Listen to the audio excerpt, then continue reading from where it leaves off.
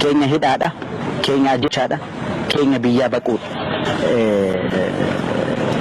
Kun adeemsuma qabsoo ilmaan Oromootiin jijjiirama haala lamarra jirru kun bareeda.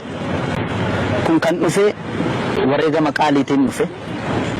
Waan amma dhufe kanarratti akka artistii qofa osoo hin ta'in akka sabaatti sabni keenya wal ijaaruu qaba. Artistii qofaa miti kan wal ijaaruu dadhabe. Sabni keenyallee amma ta'e wal ijaara, amma ta'e bifa bittinnaan ture kan qabsoo fi gaggeessaa ture.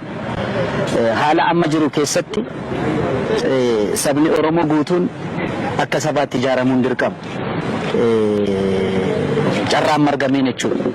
Kana keessatti artistiin Oromoo saba Oromoo keessaa tokko waan ta'eef nutis ijaaramuun dirqama jechuudha. Seeraan ijaaramne karaa gama hundaanuu waan gochuu qabu ijaaramaan gochuu qabna kan jedhu ejjennoo qaba'anii.